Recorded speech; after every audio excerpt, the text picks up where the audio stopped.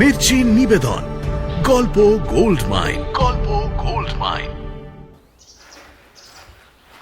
বাবা, এটা কি হলো? গোবিন্দলাল অর্ধেক ভাগ পেল আর আমি মাত্র 3 আনা। হ্যাঁ, ঠিকই করেছি। গোবিন্দলালের বাবার প্রাপ্য ছিল অর্ধেক অংশ, তার ভাগটাই আমি তার ছেলেকে দিয়েছি। আরে, গোবিন্দলালের বাবার আবার কিসের প্রাপ্য? আমাদের পৈতৃক সম্পত্তি, সে নেওয়ার কে? হরলাল, মার বোনকেই বা 1 আনা করে দেওয়ার কি দরকার ছিল? বরং একটা কাজ করুন, তাদের শুধু ভরণ পোষণের অধিকার দিয়ে বিল লিখে দিন। হরলাল, সম্পত্তি আমার, তোমার নয়। আমার যাকে ইচ্ছে তাকে দিয়ে যাব। আপনার বুদ্ধি লোপ পেয়েছে। আপনি যা ইচ্ছে তাই করতে পারবেন না, আমি করতে দেব না। হরলাল, তুমি যদি এখন ছোট হতে তবে গুরুমশাইকে ডেকে আমি তোমাকে বেত খাওয়াতাম। আমি ছোটবেলায় গুরুমশাইয়ের গোঁপ পুড়িয়ে দিয়েছিলাম, এখন এই উইলকেও সেইভাবেই পুড়িয়ে দেবো, দেখবেন।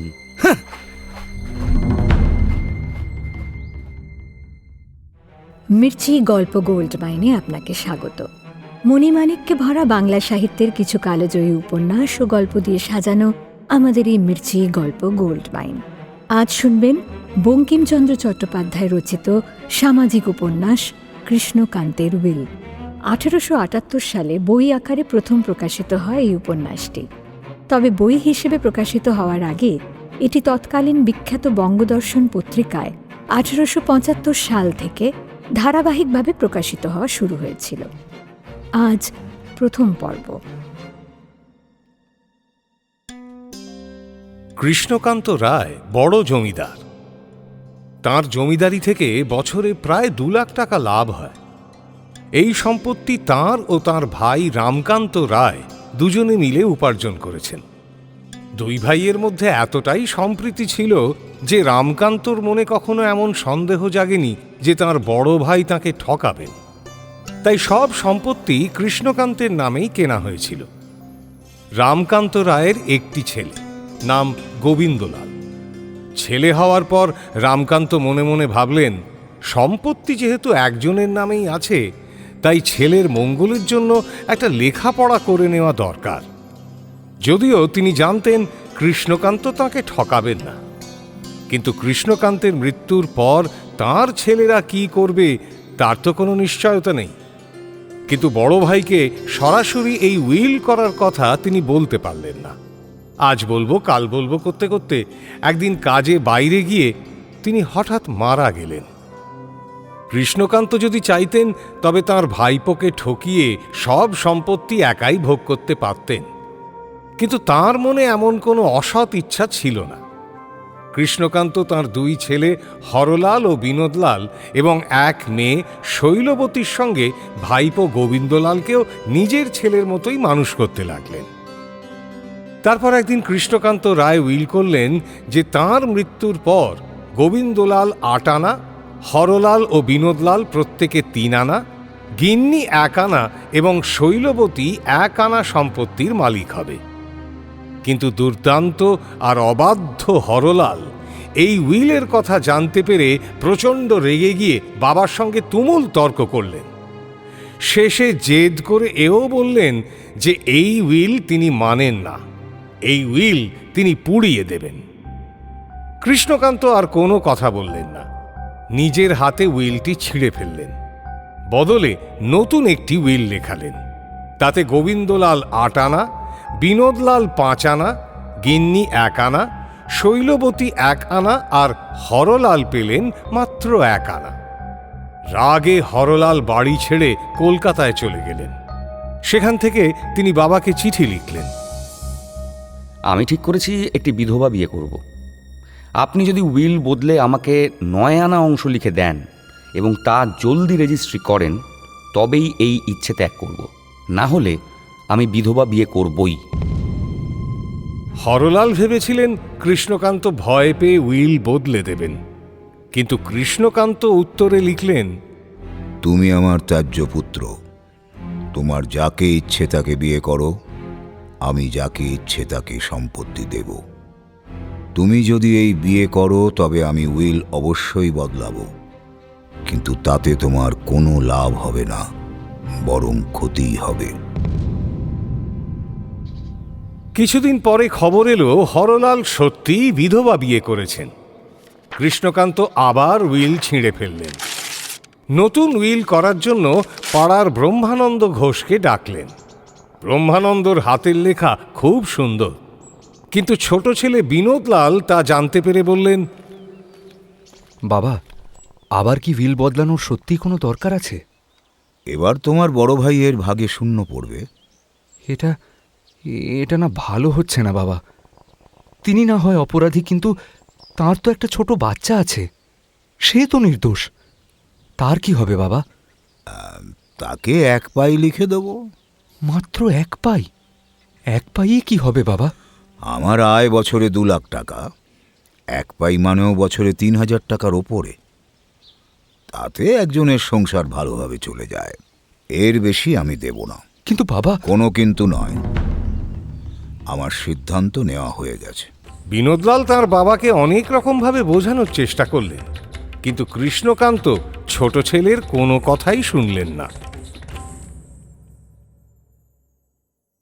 ব্রহ্মানন্দ তাঁর বাড়িতে স্নান খাওয়া সেরে দুপুরে ঘুমানোর প্রস্তুতি নিচ্ছিলেন।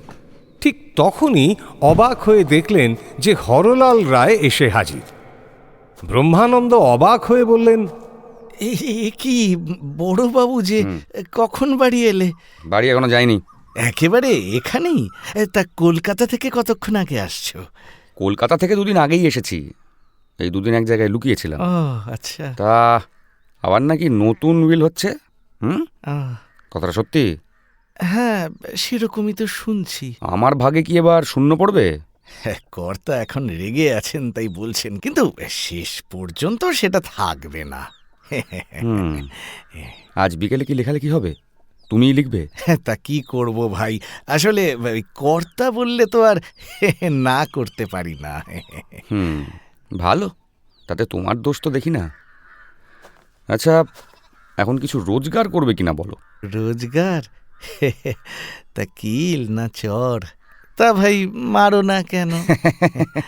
তা নয়, 1000 টাকা। হ্যাঁ, বিধবা বিয়ে করে নাকি? তাই। কিন্তু আমার তো বয়স গেছে বড়বাবু। তবে আরেকটা কাজের কথা বলি, এই এখনই শুরু করে দাও। আগাম কিছু নাও, এই এই এই নাও 500 টাকা রাখো। 500 টাকা? আরে বাপরে, এটা নিয়ে আমি কি করব? পুঁজি করো, 10 টাকা মতি গোয়ালিনীকে দিও। গোয়ালা ফোয়ালার কোনো কারবার রাখি না। কিন্তু আমায় কি করতে হবে সেটা বলো। বেশ, 2টো কলম কাটো। দুটোই যেন ঠিক সমান হয়। আচ্ছা ভাই, আচ্ছা, যা বলছো তাই শুনছি। বেশ বেশ, এই কাটলাম। বলো এবার। এবার লিখে দেখো। হ্যাঁ হ্যাঁ, ঠিক ঠিক ঠিক ঠিক। একদম একই রকম লেখা। ব্রহ্মানন্দ সমান করে কাটা 2টো নতুন কলম নিয়ে এবার লিখে দেখলেন যে 2টোর লেখাই একই রকম। তখন হরলাল বললেন, শোনো, এর একটা কলম বাক্সে তুলে রাখো। হ্যাঁ, যখন উইল লিখতে হবে এই কলমটা নিয়ে গিয়ে সেটা দিয়েই লিখবে। বেশ, তারপর? তারপর দ্বিতীয় কলমটা নিয়ে এখন একটা লেখা লিখতে হবে। ও আচ্ছা, তোমার কাছে ভালো কালি আছে তো? কেন থাকবে না, এই তো দোয়াত, এই যে। ঠিক আছে ঠিক আছে ঠিক আছে। হ্যাঁ শোনো, এই কালিটাই উইল লিখতে নিয়ে যাও। হ্যাঁ, তোমাদের বাড়িতে কি দোয়াত কলম নেই যে আমি ঘাড়ে করে নিয়ে যাব দোয়াত কলম? হ্যাঁ, আরে আমার একটা উদ্দেশ্য আছে, নইলে তোমাকে এত টাকা দিলাম কেন?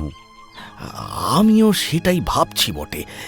কি ব্যাপার বলো তো, কি চাইছো তুমি? হ্যাঁ হ্যাঁ হ্যাঁ, শোনো, তুমি দোয়াত কলম নিয়ে গেলে কেউ ভাবলেও ভাবতে পারে আজ এটা কেন।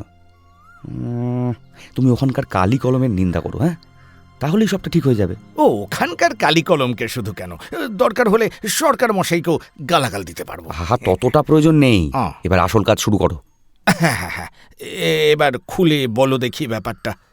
এই নাও, এই কাগজ 2টো রাখো। Stamp paper? এ তো দেখছি সরকারি কাগজ। সরকারি নয়, তবে উকিল বাড়ির কাজ এই কাগজেই হয়।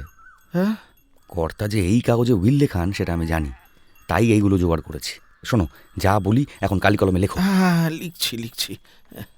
আমি কৃষ্ণকান্ত রায় হরলালের কথা মতো ব্রহ্মানন্দ উইল লিখতে শুরু করলেন। তার সারমর্ম হলো এই যে কৃষ্ণকান্ত রায় উইল করেছেন যে তাঁর সম্পত্তির 3 আনা পাবেন বিনোদলাল, গোবিন্দলাল 1 পাই, গিন্নি 1 পাই, শৈলবতী 1 পাই, হরলালের ছেলে 1 পাই, আর হরলাল বড় ছেলে হিসেবে পাবেন বাকি 12 আনা। লেখা শেষ হলে ব্রহ্মানন্দ বললেন,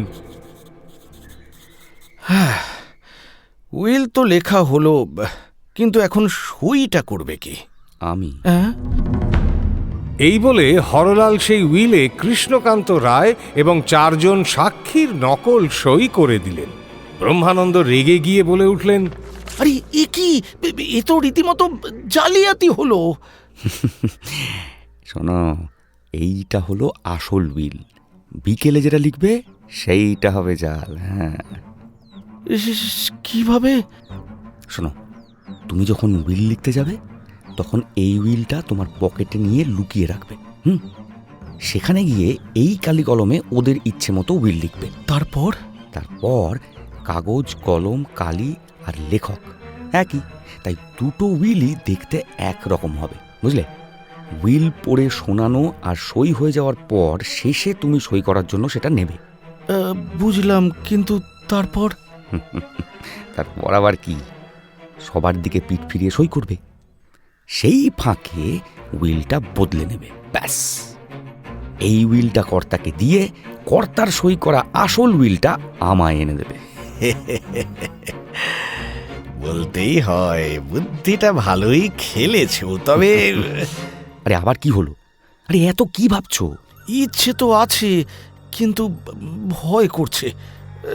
তোমার টাকা তুমি ফিরিয়ে নাও, আমি এই জালিয়াতির মধ্যে থাকবো না। না, ঠিক আছে, থাকতে হবে না, টাকা ফেরত দাও। যত সব বেকার সময় নষ্ট। হরলাল হাত পাতলেন। ব্রহ্মানন্দ নোটটা ফিরিয়ে দিলেন।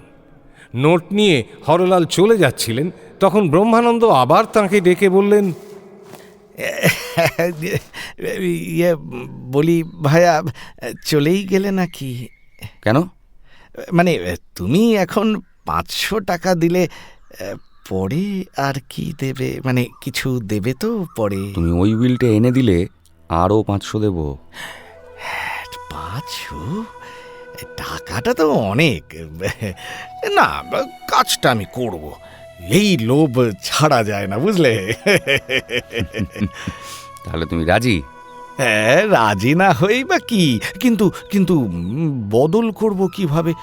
সবাই দেখে ফেলবে যে। আরে কেন দেখতে পাবে? এই দেখো, আমি তোমার সামনে উইল বদলে নিচ্ছি, তুমি দেখো তো টের পাও কিনা। হরলালের অন্য বিদ্যা থাক বা না থাক, হাত সাফাইয়ে তাঁর সামান্য দখল ছিল। তিনি উইলটা পকেটে রাখলেন আর অন্য একটা কাগজ হাতে নিয়ে লেখার ভান করলেন। চোখের পলকে পকেটের কাগজ হাতে আর হাতের কাগজ পকেটে চলে এলো। ব্রহ্মানন্দ টেরই পেলেন না। তিনি হরলালের হাত সাফাইয়ের প্রশংসা করতে লাগলেন। হরলাল সেই পদ্ধতিটা ব্রহ্মানন্দকে এবার শিখিয়ে দিলেন। শোনো, আমি এখন চললাম, সন্ধ্যার পর বাকি টাকা নিয়ে আসবো। আচ্ছা আচ্ছা আচ্ছা, ঠিক আছে। কিন্তু হরলাল চলে যাওয়ার পরই ব্রহ্মানন্দ বুঝলেন যে এই কাজে ধরা পড়লে তাঁর জেল হতে পারে, আবার বদল করার সময় কেউ ধরেও ফেলতে পারে। কাজেই কাজটা করা মোটেই সহজ নয়। কিন্তু কাজটা না করলে কড়কড়ে 1000 টাকা তার হাত ফসকে যাবে। প্রাণের মায়া থাকলেও টাকার মায়া ছাড়া কঠিন। ব্রহ্মানন্দ দোটানায় পড়লেন। শেষ পর্যন্ত তিনি আর লোভ সামলাতে পারলেন না এবং জালিয়াতি করাটাকেই ঠিক মনে করলেন। সন্ধ্যার পর ব্রহ্মানন্দ উইল লিখে ফিরে এসে দেখলেন হরলাল তাঁর বাড়িতেই বসে আছেন। তাঁকে দেখেই উদ্গ্রীব হরলাল জিজ্ঞাসা করলেন, কি হে ব্রহ্মানন্দ, কি হলো? মনে করি চাঁদ ধরি হাতে দি পেড়ে, বাবলা গাছে হাত লেগে আঙুল গেল ছিঁড়ে। মানে পারোনি বুঝি? ভাই, কেমন যেন বাঁধো বাঁধো ঠেকতে লাগলো, পারিনি আমি। পারোনি? মূর্খ অপদার্থ একটা মেয়ে যে কাজ করতে পারে সেই কাজও তোমার দ্বারা হলো না। এই আমি চললাম, কিন্তু দেখো, যদি তোমার মুখ থেকে এই কথার একটা আভাসও প্রকাশ পায় তবে তোমার কিন্তু বেঁচে থাকা মুশকিল হবে। হ্যাঁ, না না না না না না, সে চিন্তা করো না, কথা আমার মুখ থেকে বেরই হবে না। জাল উইল আর 500 টাকার নোট ব্রহ্মানন্দের কাছ থেকে ফেরত নিয়ে রাগে আর বিরক্তিতে ফুঁসতে ফুঁসতে হরলাল ব্রহ্মানন্দের রান্নাঘরে গেলেন। ব্রহ্মানন্দের বাড়িতে হরলাল ঘরের ছেলের মতোই, সব জায়গায় তার যাতায়াত ছিল। রান্নাঘরে ব্রহ্মানন্দের ভাইজি রোহিণী রান্না করছিল। রোহিণীর রূপ যেন শরতের পূর্ণিমার চাঁদ। সে অল্প বয়সেই বিধবা হয়েছিল, কিন্তু বিধবার মতো চালচলন তার ছিল না। সে কালো পাড়ের শাড়ি পরত, হাতে চুড়ি পরত, এমনকি পানও খেত। কিন্তু রান্না এসেছিল অদ্বিতীয়। ঝোল, অম্বল, চচ্চড়ি থেকে শুরু করে যে কোনো পদে সে সিদ্ধহস্ত। আবার আলপনা দেওয়া বা সূচের কাজেও তার তুলনা ছিল না। হরলাল যখন রান্নাঘরের দিকে এগোলেন, রোহিণী তখন ডালের হাঁড়িতে কাঠি দিচ্ছিল। দূরে একটা বিড়াল ওত পেতে বসেছিল। রোহিণী বিড়ালটার দিকে মিষ্টি চোখে তাকাচ্ছিল, আর বিড়ালটা সেটাকে মাছ খাওয়ার নিমন্ত্রণ মনে করে একটু একটু করে এগোচ্ছিল। ঠিক সেই সময় হরলাল জুতো মশমশ করে রান্নাঘরে এসে ঢুকলেন। বিড়ালটা ভয় পেয়ে পালালো। রোহিণী ডালের কাঠি রেখে হাত ধুয়ে মাথায় কাপড় দিয়ে উঠে দাঁড়িয়ে একটু হেসে বলল, আরে বড় কাকা, কবে এলেন? কাল এসেছি। তোমার সাথে একটা কথা আছে রোহিণী। আজ কি এখানেই খাবেন? সূর্যালের ভাত বসাবো। বসাও বসাও, আরে কিন্তু সে কথা নয়। আচ্ছা রোহিণী, তোমার একটা দিনের কথা মনে পড়ে? কোন দিনের কথা কাকা? সেই দিনটার কথা, যেদিন তুমি গঙ্গা স্নান করে ফিরতে গিয়ে যাত্রী দল থেকে পিছিয়ে পড়লে। মনে পড়ে বই কি। সেদিন তুমি পথ হারিয়ে মাঠে পড়েছিলে, রাত হয়ে গিয়েছিল, কয়েকজন বদমাশ তোমার পিছু নিয়েছিল, মনে পড়ে? উফ, সেদিনের কথা কি ভুলতে পারি? বাপরে, সেদিন কে তোমাকে রক্ষা করেছিল মনে পড়ে রোহিণী? আপনি আপনি ঘোড়ায় চড়ে সেই মাঠ দিয়ে কোথায় যেন যাচ্ছিলেন। শালির বাড়ি যাচ্ছিলাম। আপনি ভাগ্যিস দেখতে পেয়েছিলেন। আপনার জন্যই প্রাণে বেঁচে গিয়েছিলাম সে যাত্রায়। তারপর পালকি করে বাড়ি পাঠিয়ে দিয়েছিলেন, মনে থাকবে না? আপনার সে ঋণ আমি কোনো দিন শোধ করতে পারবো না। রোহিণী, রোহিণী, আজ সেই ঋণ শোধ করতে পারো, মানে? আর আমায় সারা জীবনের মতন কেনা করে রাখতে পারো। করবে? করবে ঋণ শোধ? কি করব বলুন একবার। আমি প্রাণ দিয়ে হলেও আপনার উপকার করব, বলুন না। বেশ বেশ, তবে তবে রোহিণী, শেষ পর্যন্ত যদি নাও বা করতে পারো, তবে এ কথা কারো কাছে প্রকাশ করো না। কথা দাও, কথা দাও রোহিণী। প্রাণ থাকতে করব না, কথা দিলাম। বেশ বেশ, তবে শোনো, এই এই এই দেখো, এই এই এই যে কাগজটা দেখছো। হরলাল রোহিণীকে এবার কৃষ্ণকান্ত রায়ের আসল আর জাল উইলের ব্যাপারটা বুঝিয়ে শেষে বললেন, সেই আসল উইল চুরি করে তার বদলে এই জাল উইলটা রেখে আসতে হবে। ওরে বাবারে, আমাদের বাড়িতে তোমার যাতায়াত আছে তো, তুমি বুদ্ধিমতী, সহজেই পারবে। চুরি? আমার জন্য কি এটুকু করতে পারবে না রোহিণী? আমায় কেটে ফেললেও আমি পারবো না, আমায় ক্ষমা করবে। মেয়েরা এমনই অকাজের হয়, শুধু মুখেই কথা। বুঝলাম, সত্যি সত্যি এ জন্মে তুমি আর আমার ঋণ শোধ করতে পারবে না। আর যা বলবেন সব পারবো, মরতে বললে মরবো, কিন্তু এই বিশ্বাসঘাতকতার কাজ পারবো না। এই এই এই- এই 1000 টাকা পুরস্কার অগ্রিম নাও। এই কাজ তোমাকে করতেই হবে রোহিণী। না, আমার টাকার দরকার নেই কাকা। টাকার আশা আমি করি না। কর্তার কর্তার সব সম্পত্তি দিলেও পারবো না। করার হলে আপনার কথাতেই করতাম, পারবো না কাকা। ভেবেছিলাম রোহিণী তুমি আমার হিতৈষী, কিন্তু পর কি আর কখনো আপন হয়? দেখো, আজ যদি আমার স্ত্রী থাকতো, তবে তোমায় তো সামত করতাম না, সেই আমার এই কাজ করে দিত। আপনার স্ত্রীর নামে সেই বিধবা বিবাহের কথা মনে পড়ল। আপনি নাকি বিধবা বিবাহ করবেন? ইচ্ছে তো আছে, কিন্তু মনের মতন বিধবা পাই কোথায়? বিধবা হোক বা কুমারী, একটা বিয়ে করে সংসারী হলেই ভালো। আমরা আত্মীয় স্বজন সবাই খুশি হব। দেখো রোহিণী, বিধবা বিবাহ কিন্তু শাস্ত্রসম্মত। হুম, তা তো এখন লোকে বলছেই। দেখো, তুমিও তো একটা বিয়ে করতে পারো, তাই না? আর তোমাদের সাথে আমাদের তো গ্রামের সুবাদে পরিচয়, সম্পর্ক হতে তো বাধা নেই, কি বলো? আচ্ছা, চলি তাহলে। এবার রোহিণী লম্বা ঘোমটা টেনে উনুনের পাশে বসে ডালে কাঠি দিতে লাগল। হতাশ হয়ে হরলাল চলে যাওয়ার জন্য পেছন ফিরলেন। দরজার কাছে যেতেই রোহিণী বলল, শুনুন, হ্যাঁ? কাগজটা না হয় রেখে যান, দেখি কি করতে পারি।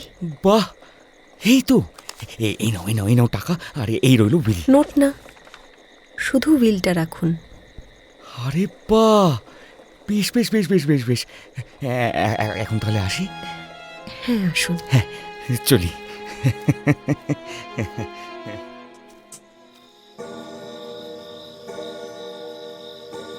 সেদিন রাত 8টার সময় কৃষ্ণকান্ত রায় তাঁর শোবার ঘরে পালঙ্কে বসে বালিশে হেলান দিয়ে তামাক টানছিলেন। আফিমের নেশায় তিনি তখন বুঁদ হয়ে ঝিমোচ্ছেন। ঝিমোতে ঝিমোতে তিনি অদ্ভুত সব স্বপ্ন দেখছিলেন, যেন তাঁর সাধের উইলটা বিক্রি হয়ে গেছে, আর বড় ছেলে হরলাল মাত্র কয়েকটা টাকা দিয়ে তাঁর সব সম্পত্তি কিনে নিয়েছে। নেশার ঘোরে তিনি আরও দেখলেন স্বয়ং বিষ্ণু এসে মহাদেবের কাছ থেকে এক কৌটো আফিম ধার নিয়ে বিশ্ব ব্রহ্মাণ্ড বন্ধক রেখে এই দলিল লিখে দিয়েছেন। এমন সময় রোহিণী ধীরে ধীরে ঘরে ঢুকে ডাকল, ঠাকুর দাদা, ও ঠাকুর দাদা, ঘুমিয়েছ নাকি? কে? নন্দী? মহাদেবকে এখনই দলিলটা দখল করতে বলো। রোহিণী বুঝল কৃষ্ণকান্তর আফিমের নেশা বেশ জাঁকিয়ে বসেছে। সে হেসে বলল, ও ঠাকুর দাদা, নন্দী কে গো? ঠিক বলেছ, বৃন্দাবনের গোয়াল বাড়িতে মাখন খেয়েছে, আজও তার দাম দেয়নি। কে? কে ও? অশ্বিনী, ভরণী, কৃত্তিকা নাকি রোহিণী? মৃগশিরা, আর্দ্রা, পুনর্বসু, পুষ্যা। অশ্লেষা, মঘা, পূর্ব ফাল্গুনী। ও ঠাকুর দাদা, আমি কি তোমার কাছে জ্যোতিষশাস্ত্র শিখতে এসেছি? তাই তো। তবে কি মনে করে? আফিম চাই নাকি? যে জিনিস প্রাণ গেলেও দেবে না, তার জন্য কি আমি এসেছি?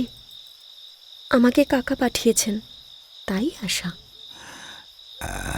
এই তো, তার মানে আফিমের জন্যেই এসেছো? না গো ঠাকুর দাদা, তোমার দিব্যি, আফিম চাই না। তাহলে কি? কাকা বললেন আজ যে উইলটা লেখা হয়েছে না, তাতে নাকি তোমার সই করা হয়নি। সে কি? আমার তো বেশ মনে পড়ছে যে আমি সই করেছি। না গো, কাকার মনে হচ্ছে তুমি সই করনি, তাই খামোকা সন্দেহ রেখে লাভ কি? তুমি কেন একবার খুলে দেখে নাও না? বটে, তবে আলোটা ধরো তো দেখি। চাবিটা কোথায়? এই যে, এই চাবি। আমি কৃষ্ণকান্ত বালিশের নিচ থেকে চাবি নিয়ে একটা দেরাজ খুললেন এবং উইলটা বের করলেন। তারপর চশমাটা নাকের ওপর বসানোর চেষ্টা করলেন, কিন্তু আফিমের ঝোঁকে 2-4 বার মাথা ঝুলে পড়ায় চশমা পড়তে বেশ দেরি হলো। শেষ পর্যন্ত চশমা এঁটে উইলের দিকে তাকিয়ে হেসে বললেন,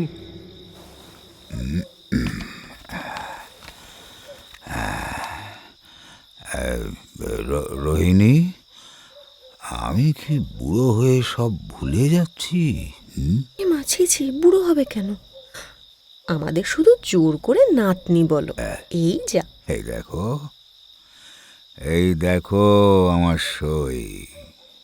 ঠিক আছে, আমি এখন যাই, কাকাকে গিয়ে বলি গে। গভীর রাতে যখন কৃষ্ণকান্ত ঘুমোচ্ছিলেন, হঠাৎ তাঁর ঘুম ভেঙে গেল। তাঁর মনে হলো আজ তাঁর ঘরে যেন আলো জ্বলছে না। সাধারণত তাঁর ঘরে সারা রাত প্রদীপ জ্বলে, কিন্তু আজ ঘরটা কেমন অন্ধকার লাগলো তাঁর। আর ঠিক তখনই তাঁর কানে এলো যেন কেউ চাবিতে কল ঘোরালো। মনে হলো তাঁর ঘরে কেউ একজন আস্তে আস্তে হেঁটে এগিয়ে এসে যেন তাঁর মাথার বালিশে হাত দিল। কৃষ্ণকান্ত আফিমের নেশায় বিভোর ছিলেন। তন্দ্রাচ্ছন্ন অবস্থায় ঘটনাটা ঠিক করে বুঝেই উঠতে পারছিলেন না। আলো আঁধারির মধ্যে আধবোজা চোখটা খুলেও পরিষ্কার করে কিছু দেখতেও পেলেন না। এমনকি ঘরে আলো নেই কিনা সেটাও পরিষ্কার করে বুঝতে পারলেন না। আধা ঘুম আধা জাগ্রত অবস্থায় একবার হঠাৎ তাঁর মনে হলো তিনি বুঝি জালিয়াতির মামলায় জেলে গেছেন, আর জেলখানা তো অন্ধকারই হয়। কিছুক্ষণ পর আবার চাবি খোলার শব্দ শুনে ভাবলেন জেলের তালা খুলল বুঝি। এবার নিজেকে একটু সামলে নিয়ে কৃষ্ণকান্ত তামাকের নলটা খোঁজার চেষ্টা করলেন, কিন্তু পেলেন না। অভ্যাসবশত ভৃত্যকে ডাকলেন। হরি, হরি। কৃষ্ণকান্ত বাড়ির একদম ভেতরে বা বাইরের কোনো ঘরে শুতেন না, মাঝখানের একটা ঘরে শুতেন। সেখানে হরি নামের একজন চাকর তাঁর পাহারাদার হিসেবে শুত। কৃষ্ণকান্ত তাকে একবার ডেকেই আবার আফিমের ঘোরে ঝিমোতে লাগলেন। ঠিক সেই অবসরেই কৃষ্ণকান্তর ঘর থেকে আসল উইলটি চুরি হয়ে গেল। জাল উইলটি রাখা হলো।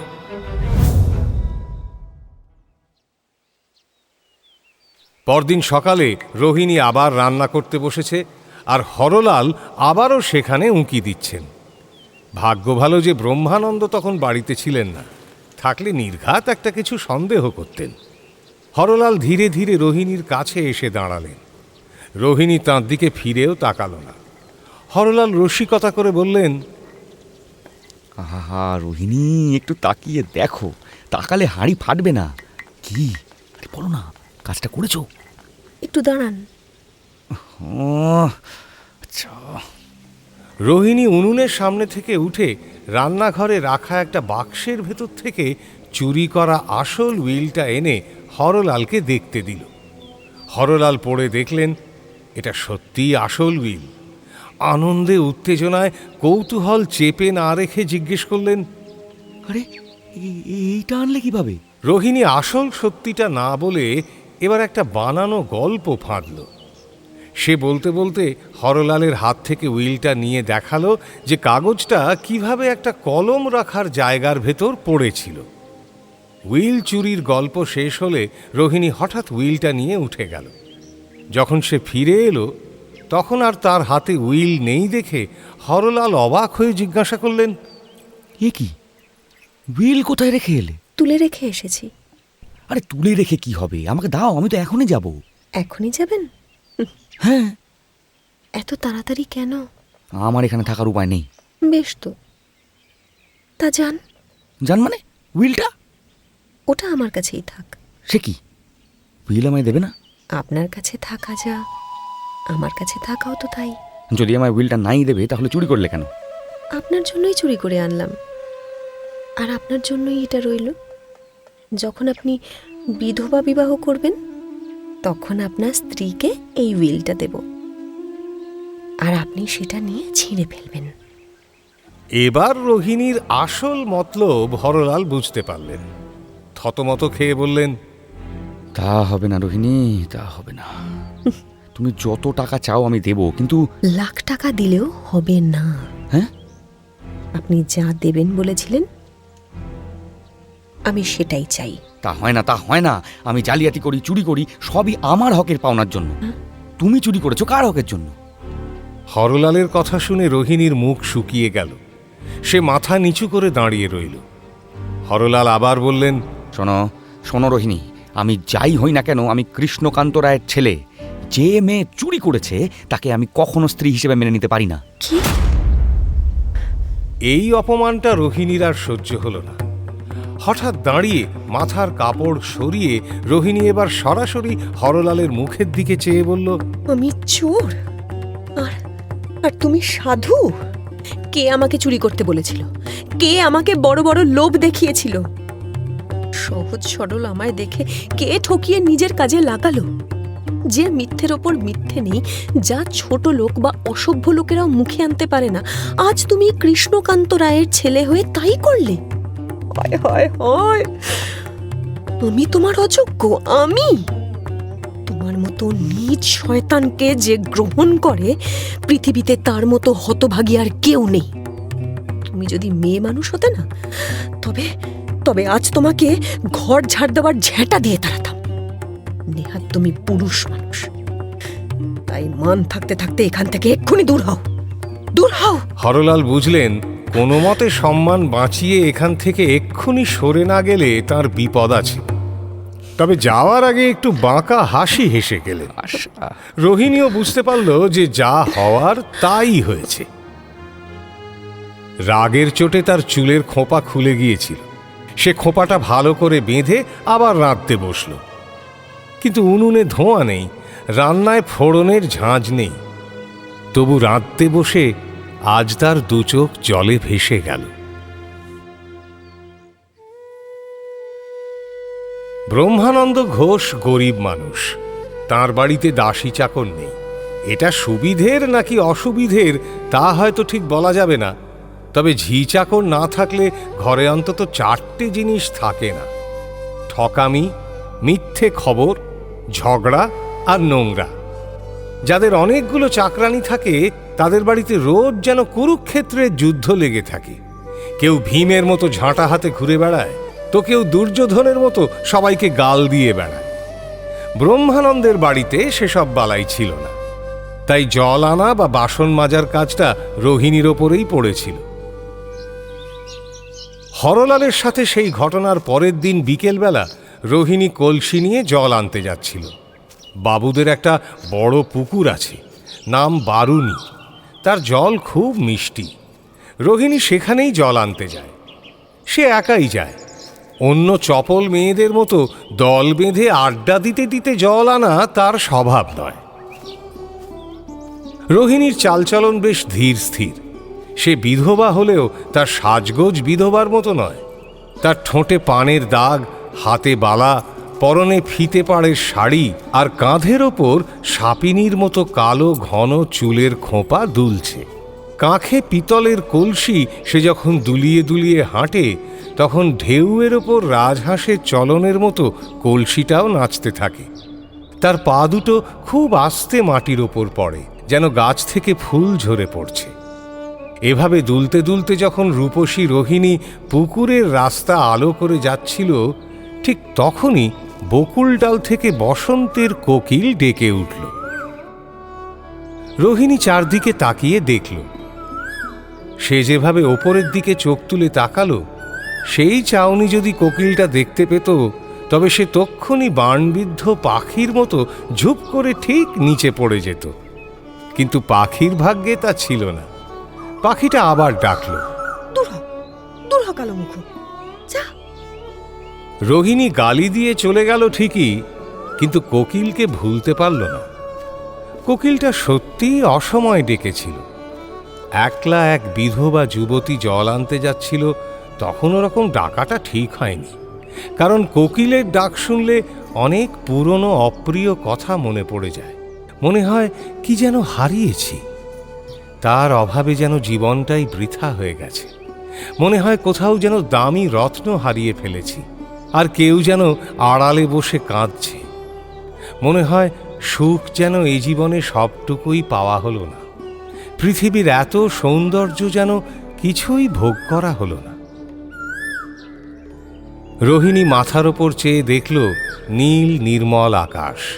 দেখল গাছে গাছে আমের মুকুল ফুটেছে। তার মিষ্টি গন্ধে বাতাস ম করছে। এই সব কিছুই যেন কোকিলের ডাকের সাথে এক অদ্ভুত সুরে মিলেমিশে রয়েছে। সে দেখল পুকুর পাড়ে গোবিন্দলালের বাগান, যেখানে লাখে লাখে ফুল ফুটেছে, সাদা, লাল, হলুদ, নীল। আর সেই ফুলের বাগানে ছায়ার নিচে দাঁড়িয়ে স্বয়ং গোবিন্দলাল। তাঁর কাঁধ পর্যন্ত ঝুলে থাকা ঘন কালো কোঁকড়ানো চুল, তাঁর সুন্দর সুগঠিত দেহ, সবই যেন কোকিলের সেই পঞ্চম সুরের সাথে এক সুরে বাঁধা।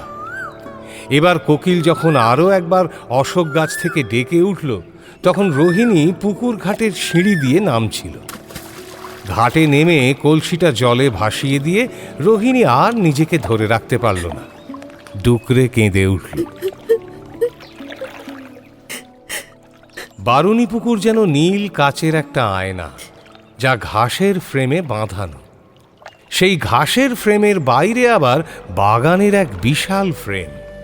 সেই ফ্রেমটা খুব জাঁকালো, নানান রঙের ফুল আর ফলে সাজানো। পুকুরের চারধারে বাবুদের বাগান আর দেওয়াল। মাঝে মাঝে সাদা রঙের বৈঠকখানা বাড়িগুলো হীরের মতো বিকেলের রোদে জ্বলছিল। মাথার ওপরের নীল আকাশটাও যেন সেই ফ্রেমে বাঁধানো আর একটা আয়না। পুকুরের নীল জলে আকাশ, বাগান, ঘরবাড়ি সব কিছুর ছায়া পড়ে। আর সেই মায়াবী বিকেলে মাঝে মাঝেই ডেকে উঠছিল সেই কোকিলটা। এই পুকুর, ওই আকাশ আর কোকিলের ডাকের সাথে রোহিণীর মনের যে এক নিবিড় সম্পর্ক আছে, সেটা অনুভব করা যায়, কিন্তু ভাষায় ঠিক প্রকাশ করা যায় না যেন। রোহিণীর শূন্য কলসিটা জলের ওপর বাতাসে ভাসতে থাকে, আর সে কপালে হাত দিয়ে কাঁদতে কাঁদতে বলে চলে, কোন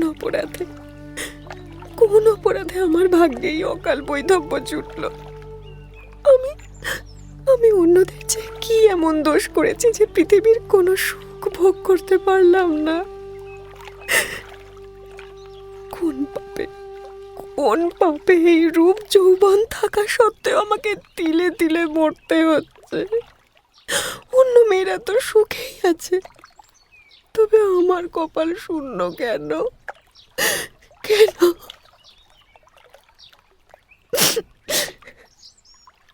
পরের সুখ দেখে আমি হিংসা করি না, কিন্তু আমার সব পথ কেন বন্ধ? এই কষ্টের জীবন রেখে আমি কি করব?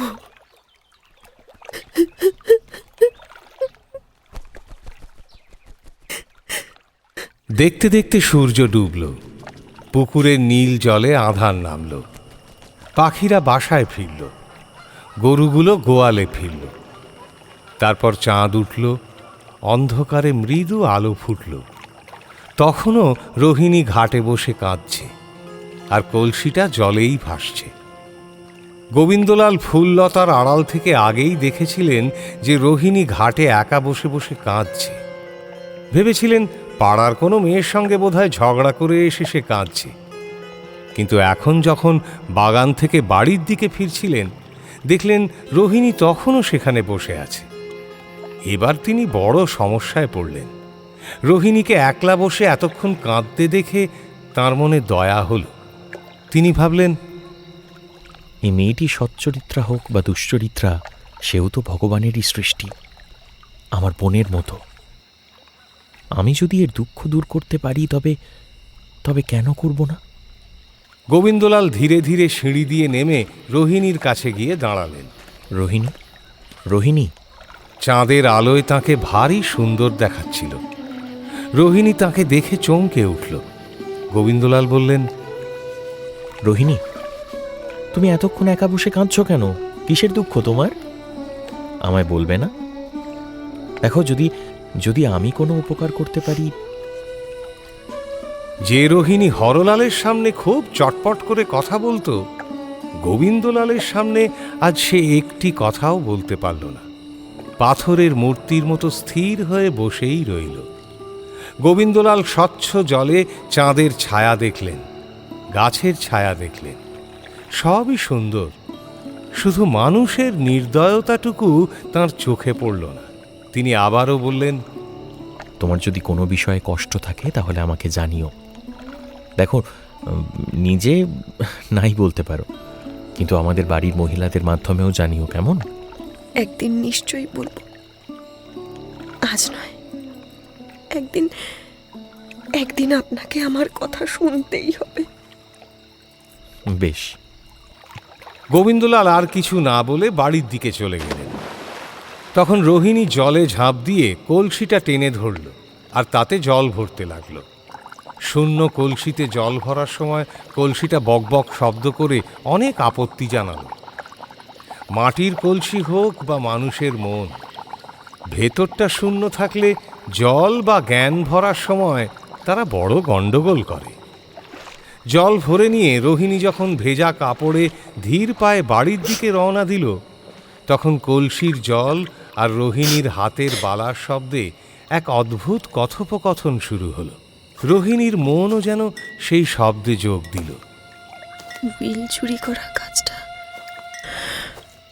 খারাপ হয়েছে। কাজটা মোটেও ভালো হয়নি, কিন্তু এখন উপায়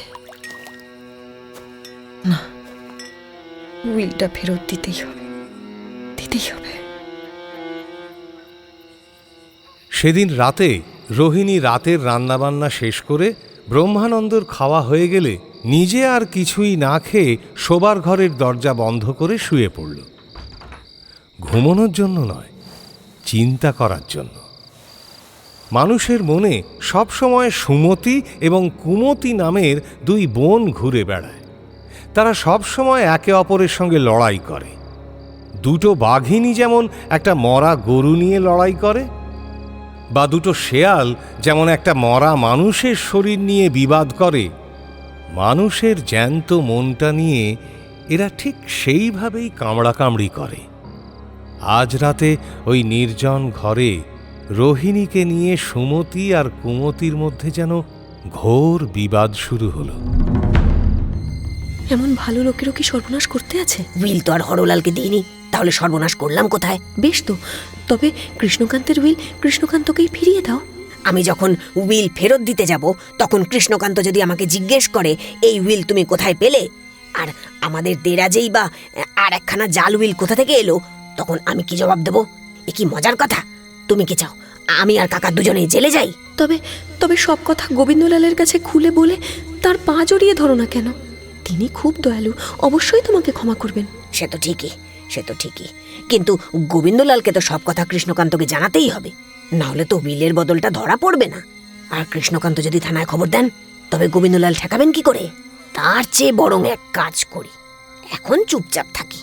আগে কৃষ্ণকান্ত মরুক, তারপর তোমার কথা মতো গোবিন্দলালের পায়ে গিয়ে পড়ব, তখনই তাকে উইলটা ফেরত দেব। তখন আর কোনো লাভ হবে না। কৃষ্ণকান্তের ঘরে যে উইল পাওয়া যাবে সেটাই সত্য বলে মানা হবে। তখন যদি গোবিন্দলাল এই আসল উইলটা বেরও করেন, তবে উল্টে তিনিই জালিয়াতির দায়ে ফেঁসে যেতে পারেন। তবে এখনকার মতো চুপ করে থাকো, যা হবার তো হয়েই গেছে। সুমতি তর্কে হেরে গিয়ে চুপ করে গেল। এরপর দুই বোন সন্ধি করে অন্য এক কাজে মেতে উঠল। সেই পুকুর পাড়ে দেখা চাঁদের আলোয় দাঁড়িয়ে থাকা গোবিন্দলালকে তারা রোহিণীর মনের মধ্যে আবার জাগিয়ে তুলল। রোহিণী যেন চোখ বন্ধ করে মনের চোখ দিয়ে স্পষ্ট দেখতে পাচ্ছে সেই চম্পকবর্ণ দেবমূর্তি গোবিন্দলালকে। অপলক চোখে সেই ছবি দেখতে লাগলো রোহিণী। দেখতে দেখতে তার চোখে জল এলো। সেই রাতে রোহিণীর আর ঘুম হলো না।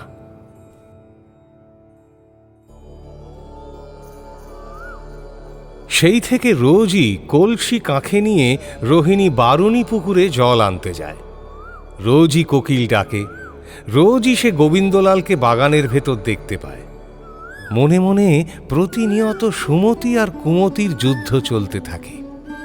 মানুষের পক্ষে সুমতি আর কুমতির ঝগড়া সহ্য করা যায়, কিন্তু তাদের মধ্যে মিল হওয়াটা বড়ই বিপজ্জনক। তখন সুমতি কুমতির রূপ ধরে আর কুমতি সুমতির কাজ করে। কে ভালো আর কে মন্দ সেটা তখন আর চেনা যায় না। মানুষ তখন সুমতি ভেবে কুমতির বশ হয়। দেখতে দেখতে গোবিন্দলালের রূপ রোহিণীর মনের ভেতরে দিনের পর দিন আরো গাঢ়ভাবে ফুটে উঠতে লাগল। অন্ধকার মনের পটে যেন এক উজ্জ্বল ছবি। দিন দিন ছবিটা যত উজ্জ্বল হতে লাগলো, চারপাশটা তার কাছে ততই অন্ধকার হয়ে এলো। রোহিণী হঠাৎ মনে মনে গোবিন্দলালের প্রতি গভীরভাবে অনুরাগী হয়ে পড়ল। কুমতির আবার জয় হল। রোহিণী কিন্তু এই গোবিন্দলালকে ছোটবেলা থেকেই দেখছে, কিন্তু আগে কখনো তার মন এমন টানেনি। আজ এতকাল পর হঠাৎ তার কেন এই দশা হলো কে জানে। মোট সব মিলিয়ে গোবিন্দলাল রোহিণীর মনে পাকাপাকি জায়গা করে নিয়েছিলেন। রোহিণী খুব বুদ্ধিমতী মেয়ে। সে পরিষ্কার বুঝল যে এই ভালোবাসা মানেই মৃত্যু।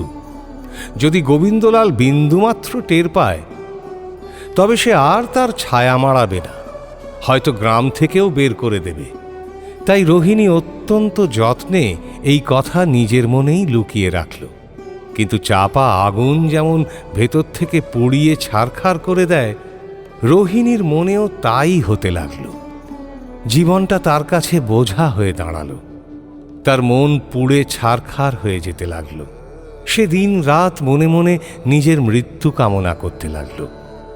পৃথিবীতে কত মানুষ যে মনে মনে মরে যেতে চায়, তার কি কোনো হিসেব আছে? অনেকেই মনে মনে মৃত্যু চায়।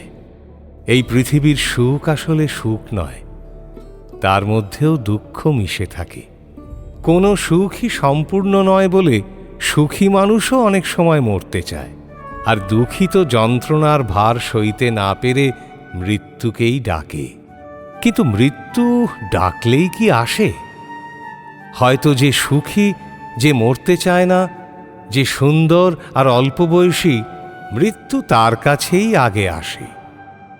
রোহিণীর মতো মানুষের কাছে সে সহজে আসে না। তাছাড়া মানুষ তার নিজের দুর্বলতাতেই ইচ্ছে করলেও মৃত্যুকে টেনে আনতে পারে না। জলের বুদবুদ যেমন সাগরে মিশে যায়, মানুষও তেমন হারিয়ে যেতে চায়। কিন্তু নিজে থেকে সেই বিষ পান করা বা শরীরে সূচ ফোটানোর ক্ষমতা সবার থাকে না। রোহিণীও তা পারল না। তবে একটা বিষয়ে রোহিণী প্রতিজ্ঞা করল, জাল উইল সে কিছুতেই চলতে দেবে না।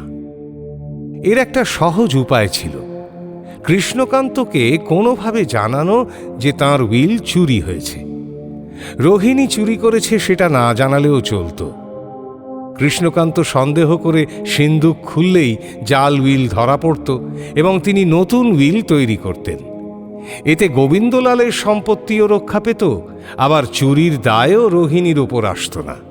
কিন্তু এখানেই বিপদটা হল। কৃষ্ণকান্ত উইলটা দেখলেই বুঝতেন ওটা ব্রহ্মানন্দের হাতের লেখা। তাতে রোহিণীই বিপদে পড়ত। শেষ পর্যন্ত রোহিণী ঠিক করল, যেভাবে সে আসল উইল সরিয়ে জালটা রেখে এসেছিল, ঠিক সেভাবেই আবার আসলটা রেখে জাল উইলটা চুরি করে নিয়ে আসবে। গভীর রাতে রোহিণী সাহস সঞ্চয় করে একাই কৃষ্ণকান্ত রায়ের বাড়ির দিকে রওনা হল। খিড়কির দরজা বন্ধ, সদর ফটকের কোনায় দারোয়ানেরা খাটিয়ায় বসে আধবোজা চোখে আর আধো গলায় গান গাইছিল। রোহিণী সেখানে পৌঁছলে দারোয়ানেরা জিজ্ঞেস করল, এই কে তুই? এ বাড়ির দাসী। ও আচ্ছা, যা। দারোয়ানরা আর কিছু বলল না। রোহিণী নির্বিঘ্নে বাড়ির ভেতর ঢুকে চেনা পথে কৃষ্ণকান্তর শোয়ার ঘরে গেল। দরকার মতো কর্তার ডাক পেলেই হরি যাতে ঘরে ঢুকতে পারে তাই ঘরের দরজা বন্ধ থাকত না। ভেতরে ঢোকার সময় রোহিণী শুনল কৃষ্ণকান্ত নাক ডাকিয়ে ঘুমোচ্ছেন। কৃষ্ণকান্তর ঘরে সে খুব সাবধানে পা টিপে টিপে ঢুকে প্রথমেই প্রদীপটা নিভিয়ে দিল। তারপর আগের মতোই চাবি নিয়ে অন্ধকারে আন্দাজে ড্রয়ার খুলল। রোহিণী খুব সাবধানী ছিল। তার হাতও ছিল খুব নরম। তবুও চাবি ঘোরানোর সময় খট করে একটা সামান্য শব্দ হলো, আর সেই শব্দেই কৃষ্ণকান্তর ঘুম ভেঙে গেল। তবে কৃষ্ণকান্ত ঠিক বুঝতে পারলেন না কিসের শব্দ হয়েছে। তিনি কোনো সাড়া শব্দ না করে কান পেতে রইলেন। রোহিণীও দেখল নাক ডাকার শব্দ বন্ধ হয়ে গেছে। সে বুঝল কৃষ্ণকান্ত জেগে গেছে, তাই সেও একদম নিথর হয়ে দাঁড়িয়ে রইল। কৃষ্ণকান্ত হাঁক দিলেন, কে কে ওখানে? হরি, হরি। রোহিণী তখন ভয়ে কাঁপছে। তার নিঃশ্বাসের শব্দ কৃষ্ণকান্তর কানে গেল। রোহিণী মনে মনে ভাবল, সাহস করে সেদিন যদি খারাপ কাজটা করতে পারে, তবে আজ কেন ভালো কাজের জন্য তা করতে পারবে না? ইতিমধ্যে কৃষ্ণকান্ত হরিকে ডেকে কোনো সাড়া না পেয়ে বালিশের তলা থেকে দেশলাই নিয়ে হঠাৎ আলো জ্বাললেন। সেই আলোয় তিনি দেখলেন ড্রয়ারের কাছে একটা মেয়ে দাঁড়িয়ে আছে। তিনি মোমবাতি জ্বালিয়ে তাকে ভালো করে দেখে জিজ্ঞেস করলেন, তুমি কে? আমি রোহিণী। এত রাতে অন্ধকারে এখানে কি করছিলে? চুরি করতে এসেছিলাম। তামাশা রাখো, সত্যি করে বলো, তুমি এখানে কি করতে এসেছিলে? তুমি চুরি করতে এসেছো এ কথা আমি বিশ্বাস করতে পারছি না, যদিও তোমাকে চোরের মতোই দেখাচ্ছে।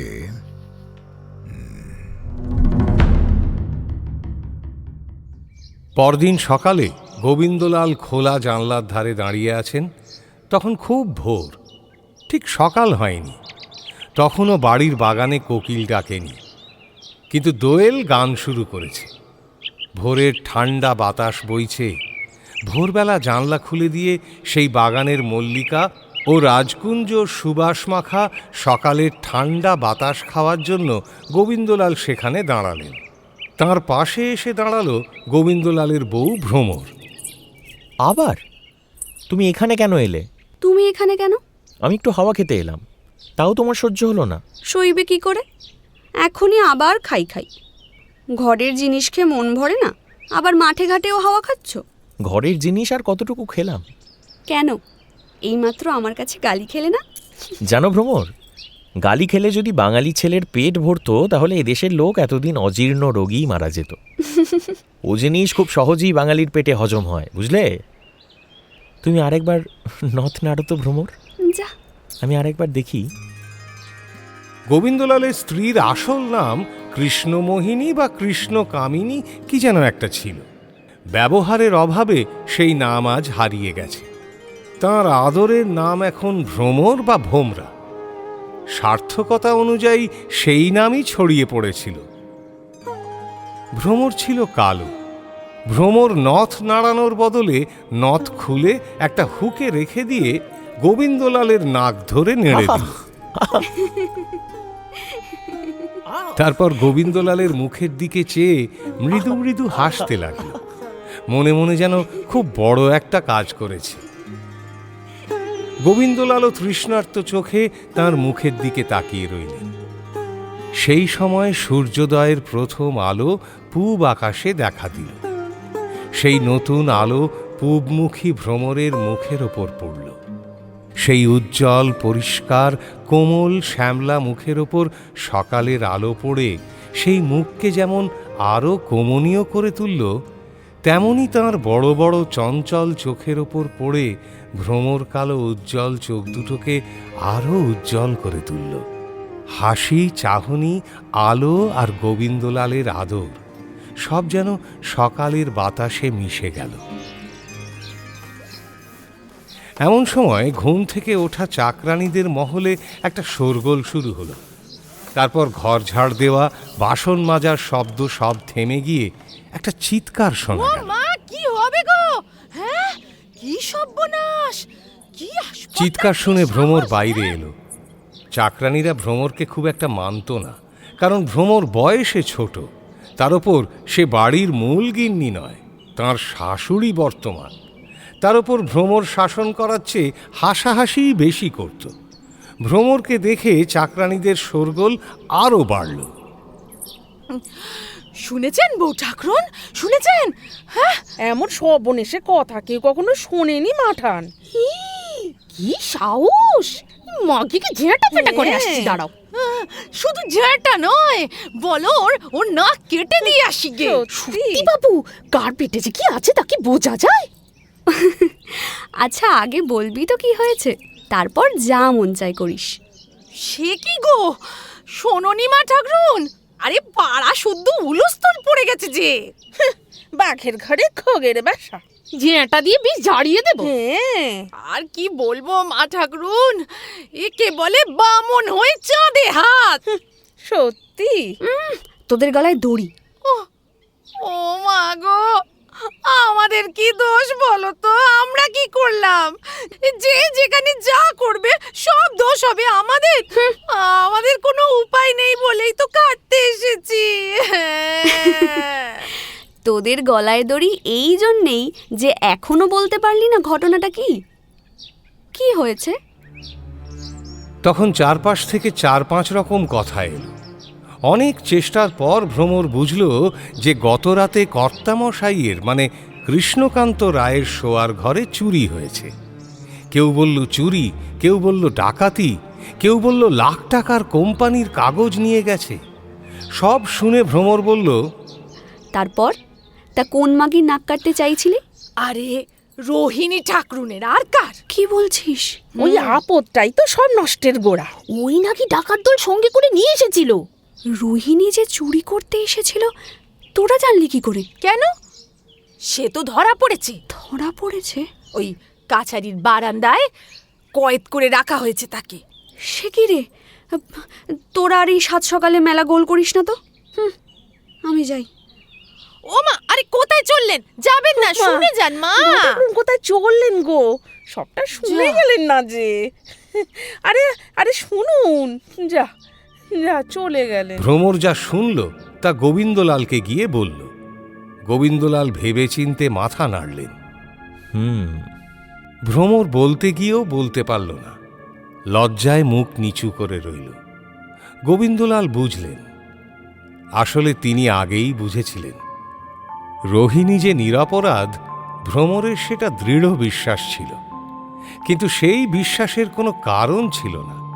শুধু গোবিন্দলাল বলেছিলেন যে তাঁর মনে হয় সে নির্দোষ, তাই ভ্রমরও তাই বিশ্বাস করেছে। গোবিন্দলালের বিশ্বাসই ভ্রমরের বিশ্বাস। গোবিন্দলাল সেটা জানতেন।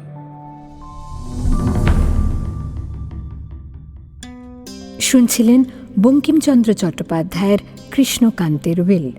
আজ শুনলেন প্রথম পর্ব।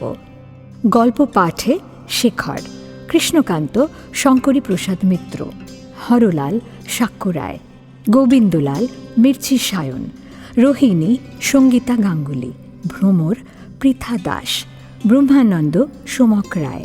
অন্যান্য ভূমিকায় মৈত্রী দে, আম্রপালি ঘোষ মিত্র, শ্রীলা ঘোষ, গার্গী চট্টোপাধ্যায় ও আর্য জানা। নাট্যরূপ ও সামগ্রিক পরিচালনা শাউলি মজুমদার।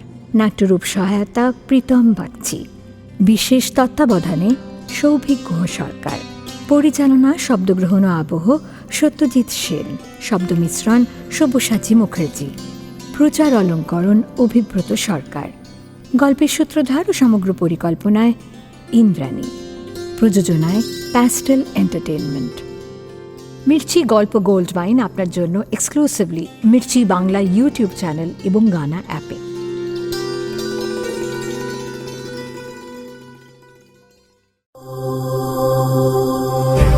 মির্চি নিবেদন গল্প গোল্ড মাইন।